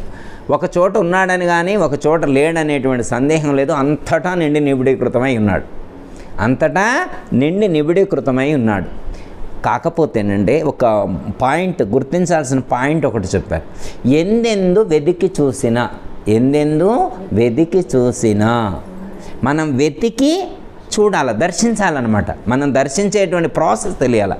దర్శించేటువంటి ప్రాసెస్ తెలియలేదనుకోండి అర్థం కాదు. అంటే దైవాన్ని చూడటం కూడా మనకు తెలియాలన్నమాట. దానికి ఒక ప్రాసెస్ ఉంది. అక్కడ సినిమాకి పోయిండంట.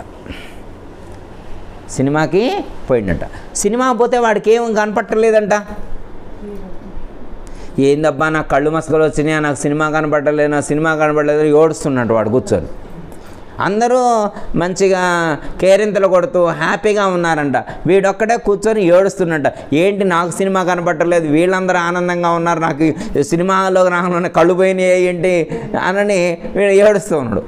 అప్పుడు పక్కనోడు ఏంట్రా ఏడుస్తున్నాడు, నాకు సినిమా కనపట్టలేదని, నాకు కళ్ళు కనపట్టలేదేమో అని అంటాడు. ఒరే పిచ్చోడా, కళ్ళు కనపట్టలేదు కాదురా, ఈ సినిమా 3D ఫిల్మ్రా, ఇది ఈ కళ్ళకు కనపడేది కాదు, అది చూడాలంటే ఇంకో కళ్ళజోడు ఉంటుంది, ఇదిగో పట్టుకో ఈ కళ్ళజోడు అని చెప్పి ఆ కళ్ళజోడు పెట్టినాడంట. అబ్బో కనపడుతుంది, ఇప్పుడు నాకు కనపడుతుంది అని. ఆఫ్టర్ ఆల్ ఒక 3D ఫిల్మ్ చూడాలంటే ఒక ప్రాసెస్ ఉంది, ఒక స్పెడ్స్ ఉండాలి దానికి. అలాగే మరి అంతటా ఉండడం చెప్పారు, దైవం అంతటా ఉండడం చెప్పారు. కానీ అంతటా ఉన్న దైవాన్ని చూడడానికి కావలసినటువంటి ఒక ప్రాసెస్ ఉంది. ఆ ప్రాసెస్లో చూస్తేనే ఆ దర్శనం అవుతుంది. మరి ప్రాసెస్లో చూడకపోతే దర్శనం ఎలా అవుతుంది? దానికి ప్రాసెస్ ఏంటి? ఫస్ట్ మనలో దర్శించాలి. ఫస్ట్ దైవాన్ని ఎక్కడ దర్శించాలి? మనలో దర్శించాలి. మనలో దర్శించిన తర్వాత మన చుట్టూ ఉన్నటువంటి సమస్త చరాచర జగత్తునందంతటా కూడా దైవాన్ని దర్శించవచ్చు అని చెప్పడం అనేటువంటిది జరిగింది. ఆ జ్ఞానం మనకు ఉండాలి. ఆ జ్ఞానం అంటే పరమాత్మ సర్వత్రా వ్యాపించి ఉన్నాడు అనేటువంటి జ్ఞానం మనకు కలగాలి. చిన్న ఎగ్జాంపుల్, ఎప్పుడు చెప్పుకున్నది మరొక ఎగ్జాంపుల్ గుర్తు చేసుకొని కంక్లూడ్ చేసుకున్నాం. సపోజు మన తెలిసిన బంధువులు అమెరికా వెళ్ళారు. అమెరికా నుంచి వస్తూ 2 బెలూన్స్ తీసుకొచ్చారు. అమెరికా నుంచి 2 బెలూన్స్ మంచిగా అక్కడే గాలి ఊదుకొని దారం కట్టుకొని తీసుకొచ్చారు. తీసుకొచ్చి ఇక్కడ పద్మాక్కయ్య గారింట్లో ఉంచారు. పద్మాకి గారింట్లో ఉంచితే సపోజు లక్ష్మక్కి వాళ్ళ మనవరాలు వర్ణిక వచ్చింది, పిన్నేసి తీసుకొని వచ్చింది. ఇప్పుడు ఆ బెలూన్కి ఇట్లా పొడిచింది. బెలూన్కి తెలియదు కదా, అది అమెరికా నుంచి వచ్చిన బెలూన్ అని తెలియదు కదా అమ్మాయికి. మనకు తెలుసు కానీ అమ్మాయికి తెలియదుగా. పిన్నేసి పెట్టి పొడిచింది. ఇప్పుడు అందులో ఉన్నటువంటి గాలి పోయింది. ఇప్పుడు ఆ బెలూన్లో ఉన్నటువంటి గాలి మళ్ళీ ఇప్పుడు అమెరికా వెళ్ళి కలుస్తుందా, ఇక్కడ ఉన్న గాలిలో కలుస్తుందా? అంటే ఇప్పుడు ఈ గాలి అమెరికా వెళ్ళాల్సిన అవసరం లేదా? అంటే గాలి ఇక్కడ గాలి వేరే, అమెరికాలో గాలి వేరే అని లేదు. గాలి అంతటా వ్యాపించి ఎలా ఉందో అలాగే ఆత్మ సర్వత్రా వ్యాపించి ఉన్నది. ఆత్మ సర్వత్రా. బెలూన్ను పగలగొడితే బెలూన్లో ఉన్నటువంటి గాలి కలవడానికి అమెరికా వెళ్ళాల్సిన అవసరం లేదు, ఇక్కడే కలుస్తుంది. అదొక బెలూన్. ఈ శరీరం కూడా ఒక బెలూన్ అనుకుంటే, ఈ శరీరం కూడా ఒక బెలూన్ అనుకుంటే, ఇందులో ఉన్నటువంటి ప్రాణం పోయిందనుకోమ్మా, ఇందులో ఉన్నటువంటి ప్రాణం పోయిందనుకో, మరి ఇందులో ఉన్నటువంటి ప్రాణం పోవాలంటే మరి అక్కడ అమెరికా దాకా వెళ్ళాలా? కలవాలంటే ఇక్కడే కలుస్తుందా అమ్మా? ఇక్కడే కలుస్తుంది కదా. కానీ ఆ బెలూన్ ఉంది కదా, ఆ బెలూన్ లోపల ఇంకో బెలూన్ ఉంది. పైన బెలూన్ కాక లోపల ఇంకో బెలూన్ ఉంది. ఆ బెలూన్ కూడా దారం కట్టి అందులో కొద్దిగా గాలి ఉంది, అందులో కొద్దిగా గాలి ఉంది. ఇప్పుడు పైన బెలూన్ పోయిందనుకోమ్మా, కానీ లోపల బెలూన్ అంతే ఉంది. లోపల దానికి కట్టినటువంటి దారం కట్టినటువంటిది అంతే ఉంది. స్థూల శరీరం ఇక్కడ విడిచిపెట్టా కానీ సూక్ష్మ శరీరం అనేటువంటిది ప్రయాణం కొనసాగించుద్ది. ఓకే, అంటే దైవం సర్వత్రా వ్యాపించి ఉన్నాడు అనేటువంటి జ్ఞానం కలగాలి. సర్వత్రా వ్యాపించి ఉన్నటువంటి దైవాన్ని తెలుసుకోవడానికి కావలసినటువంటి పవిత్రమైనటువంటి అంతఃకరణ ఏర్పడాలి. అలాంటి పవిత్రమైనటువంటి అంతఃకరణ ఏర్పరచుకొని సద్గురుమూర్తి చూపెట్టినటువంటి విధంగా సర్వత్రా వ్యాపించి ఉన్నటువంటి ఆ పరమాత్మను గురించి ఒక అవగాహన కలిగి ఉండి ఆ స్థితిని పొందినప్పుడు ఈ జన్మకు వచ్చినటువంటి ఆ సార్థకత అనేటువంటిది చేకూరుతుంది. అంటే మానవ జన్మ ఎత్తినందుకు ఆ ప్రయోజనం అనేటువంటిది ఏర్పడింది. లేకపోతే ఆ ప్రయోజనం అనేటువంటిది చేకూరదు. మనం ఎప్పుడు ఒక కందార్థం చదువుకుంటాం.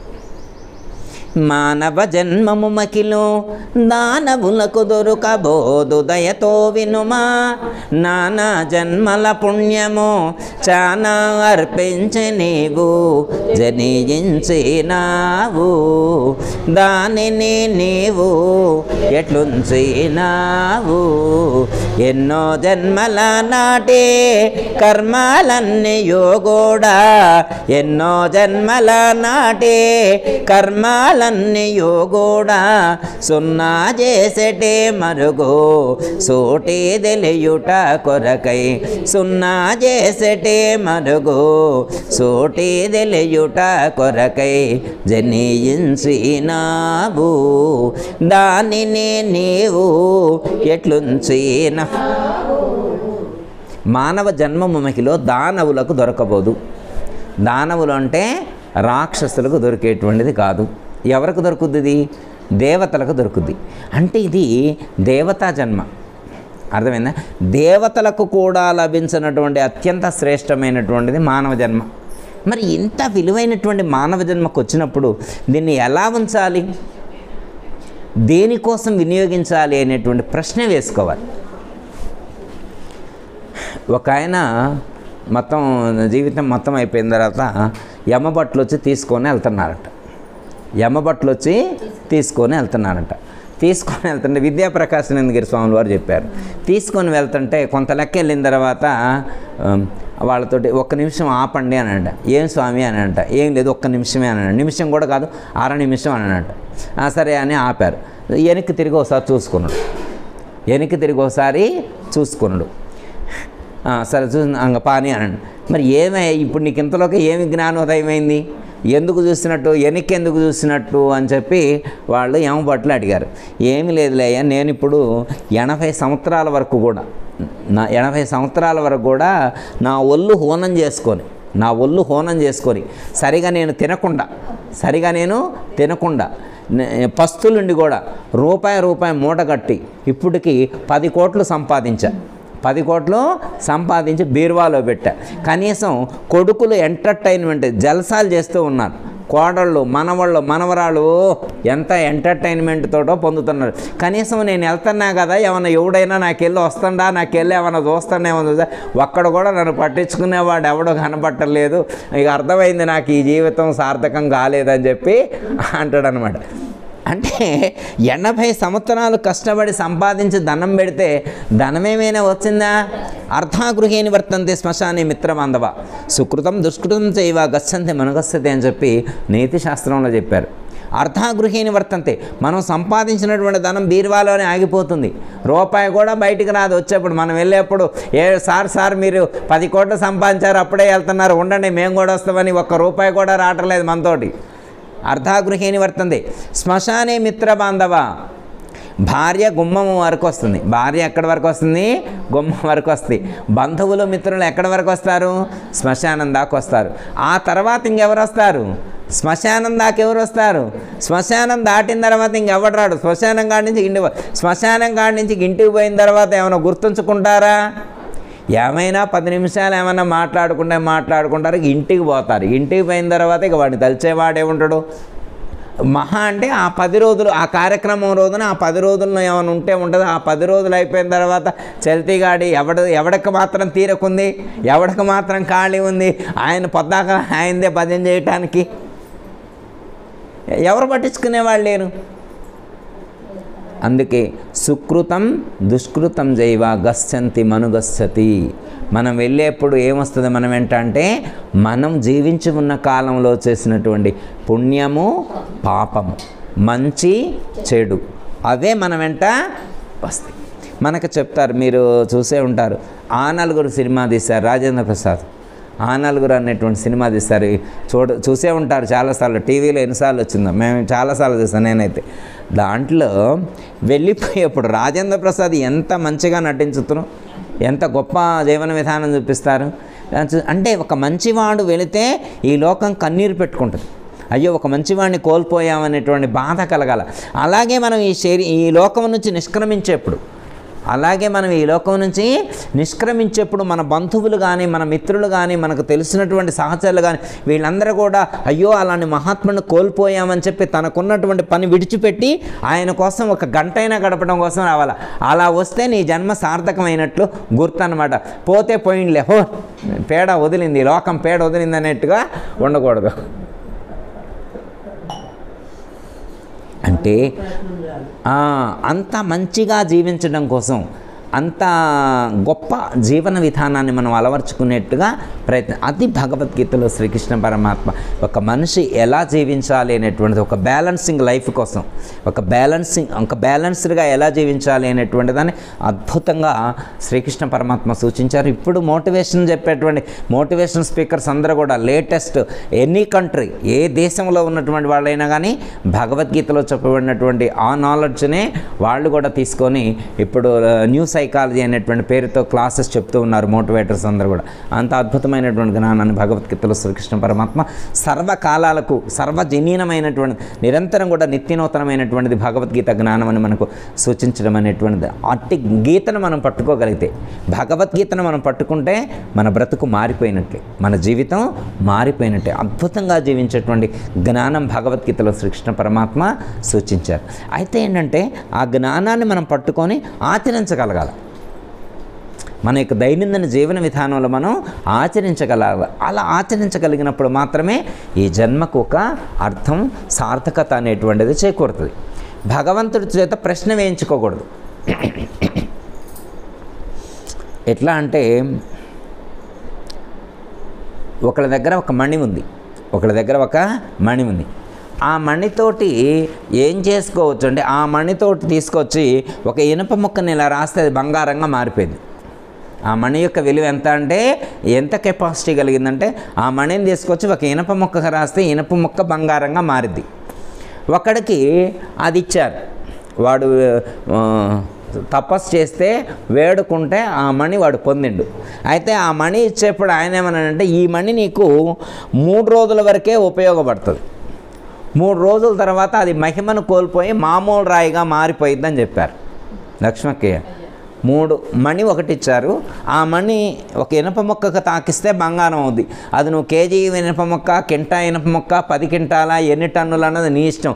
ఎన్ని టన్నులు కానిచ్చుకుంటే అంత బంగారం అయింది, అంత బంగారం అయింది. ఎప్పటి వరకు దానికి ఆ శక్తి ఉంటుంది అంటే 3 రోజుల వరకే ఆ శక్తి ఉంది. 3 రోజుల తర్వాత అది మామూలు రాయి అయిపోయింది, మామూలు రాయి అయిపోయింది. అయితే వీడు ముందు మణి తీసుకొచ్చి ఇంట్లో పెట్టిండు, మణి తీసుకొచ్చి ఇంట్లో. ఇప్పుడు ఇనప మొక్కలను బంగారం చేయాలి, ఇనుము కొనాలా. ముందేం చేయాలా? ఇనుము కొనాలి. ఎంత ఇనుము కొనాలా? ఇప్పుడు ఊర్లో ఉన్న ఐరన్ షాపులన్నీ తిరిగిండు, ఐరన్ షాపులన్నీ తిరిగి పెరేడ్ గ్రౌండ్ లాంటి ఒక పెద్ద గ్రౌండ్ తీసుకొని ఆ గ్రౌండ్లో వేపిస్తాను అనమాట. ఆ షాపులో, ఈ షాపులో, అన్ని షాపుల్లోనే తిరిగి. విశాఖ స్టీల్ ఉంటుంది కదా, స్టీల్ కంపెనీ వాడితో డీల్ మాట్లాడిన అనమాట. ఒక 100 టన్నులు ఇక్కడికి గ్రౌండ్లో దింపిమని. అది వస్తుందన్నమాట. ట్రాఫిక్ ప్రాబ్లం అన్నమాట. లాస్ట్ 3వ రోజు కూడా లాస్ట్ మధ్యాహ్నం 12 గంటలు అయితే అది పనిచేయదు అనమాట. 12 దాటితే అది పనిచేయదు. అది ఎల్బీ నగర్ వరకు వచ్చింది ట్రాన్స్పోర్ట్లో. ఎల్బీ నగర్ నుంచి అది ఇక్కడికి రావాలన్నమాట. అది ఇక్కడికి వచ్చి అంటే ఎట్లా అంటే సపోజ్ ఇక్కడ ప్యారడైజ్ దగ్గరలోకి వచ్చేసరికి 12 అయిపోయింది. అలా ప్యారడైజ్ దగ్గర 3వ రోజు కూడా 12 అయిపోయింది. ఇప్పుడు ఇనుమాలకనే మిగిలిపోయింది, కూడా బంగారంగా మార్చలేకపోయిండు. అంటే ఇనుమును బంగారంగా మార్చే శక్తి ఉన్నటువంటి ఒక దివ్యమైనటువంటి మణి కలిగి ఉండి కూడా కనీసం ఒక తులం బంగారం కూడా సంపాదించుకోలేకపోయాడంటే ఏమి జ్ఞానం వాడిది? అత్యాశ అనర్థానికి, లేతే అత్యాశ దుఃఖానికి కారణం అని చెప్పింది ఇది. అంటే వాడు విలువైనటువంటి మణి ఉండి కూడా సద్వినియోగం చేసుకోలేకపోయాడు కదా. అలాగే ఈ శరీరం కూడా అత్యంత విలువైన, మణి కంటే విలువైంది ఈ శరీరం, మణి కంటే విలువైనటువంటి, ఇంత విలువైనటువంటి శరీరం ఉంది. ఇది దేనికి ఇచ్చారు? దైవాన్ని చేరడం కోసం ఇచ్చారు. దైవాన్ని చేరడానికి అర్హత కలిగి ఉన్నటువంటి విలువైనటువంటి శరీరం పొంది ఉండి కూడా దైవాన్ని చేరలేదంటే అర్థమైందమ్మా? అర్హత ఉండి కూడా, అర్హత విలువైనటువంటి శరీరం, దైవాన్ని చేరడానికి అవకాశం ఎలిజిబుల్ అయినటువంటి శరీరాన్ని పొంది ఉండి కూడా, సపోజ్ ఉదాహరణకు ఒక కుక్క ఉందనుకోండి, కుక్క దైవాన్ని చేరగలుగుద్దా? ఒక పిల్లి దైవాన్ని చేరగలుగుద్దా? ఒక కోడి దైవాన్ని చేరగలుగుద్దా? ఒక దోమ దైవాన్ని చేరగలుగుద్దా? అవి చేరలేవు. ఆ ప్రాణులకు ఆ శక్తి లేదు. ఈ ప్రాణికి, మానవ ప్రాణికి ఆ శక్తి ఉంది, అలాంటి అవకాశం ఉంది. కానీ వాడు ఎట్లయితే సద్వినియోగం చేసుకోలేదో, దివ్యమైన మణి ఉండి కూడా సద్వినియోగం చేసుకోలేదో, మనం కూడా చాలామంది ఈ లోకంలో ఉన్నటువంటి వాళ్ళు దీన్ని సద్వినియోగం చేసుకోలేకపోతున్నారు.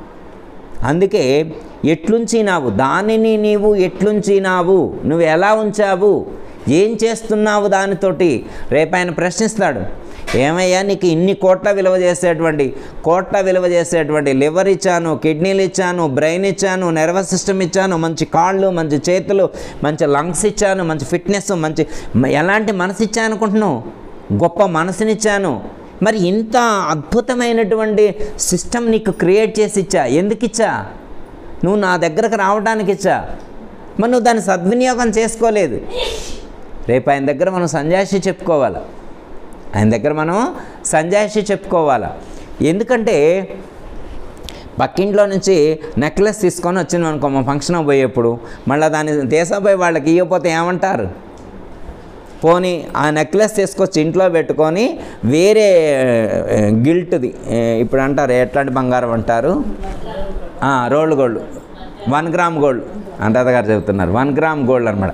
ఇప్పుడు పక్కింట్లో వాళ్ళది 20 లక్షలు విలువ చేసేటువంటి నెక్లెస్ తీసుకొచ్చి ఇంట్లో పెట్టి 1 గ్రామ్ గోల్డ్ పెట్టుకొని పోయారనుకో, ఆమె కూడా ఫంక్షన్ నాకు మా దగ్గర తీసుకున్న నెక్లెస్ ఏదంటాడు, ఇంటికాడే పెట్టి వచ్చాను, అది నచ్చలేదు, మా అమ్మాయికి నచ్చలేదు, మా అమ్మాయి వద్దన్నది, అందుకే దాన్ని ఇంట్లో పెట్టి 1 గ్రామ్ గోల్డ్ వేసుకొని వచ్చా అన్నది అనుకో అమ్మ. అప్పుడు ఆమె ఏమంటుంది, తెక్కల్లాన విలువైనటువంటి బంగారాన్ని పక్కన పెట్టి రోల్డ్ గోల్డ్ వేసుకొని తిరుగుతున్నాను అంటదే అందా? అంటారు కమ్మా. అలాగే విలువైనటువంటి శరీరాన్ని ఇస్తే విలువైనటువంటి శరీరంతో విలువైనటువంటిది పొందాలి.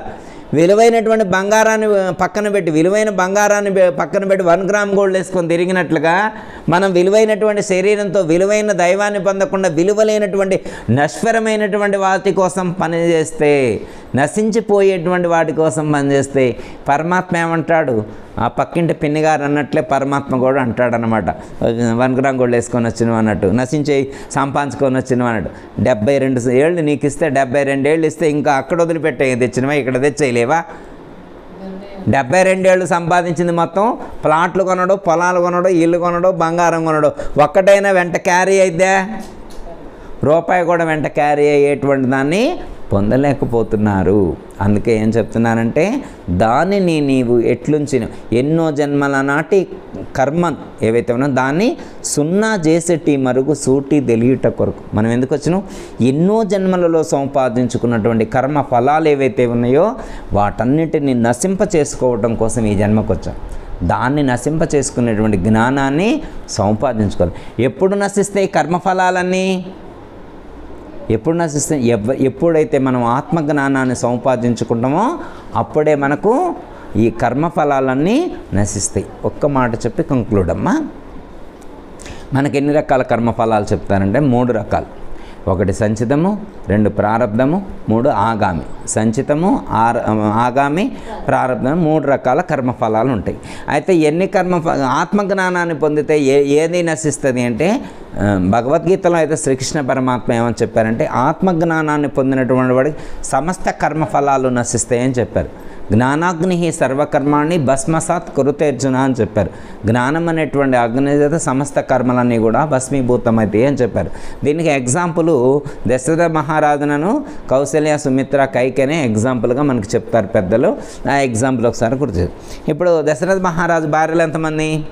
కౌసల్య, సుమిత్ర, కైకే. ఇప్పుడు దశరథ మహారాజు మరణించాడు అనుకోమ్మ, పరంపదించారు అనుకోమ్మ. దశరథ మహారాజు పరంపదించితే ఇప్పుడు ఈ 3 భార్యల్లో ఎవరికి వైధవ్యం ప్రాప్తిస్తుంది?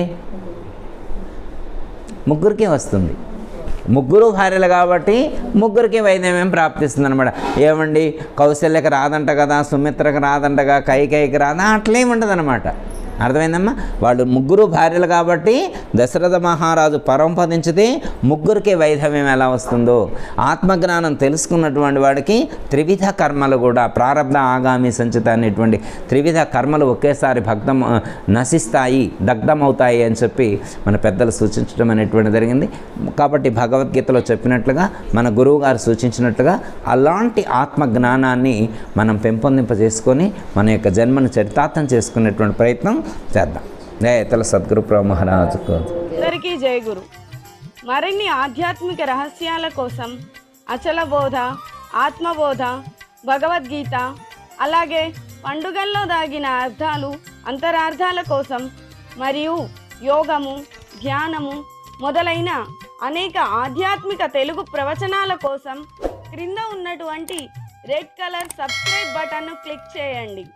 అలాగే ప్రక్కనే ఉన్నటువంటి గంట సింబల్ను నొక్కండి. అలాగే ఈ వీడియో మీకు నచ్చినట్లయితే లైక్ చేయండి మరియు షేర్ చేయండి. జై గురు.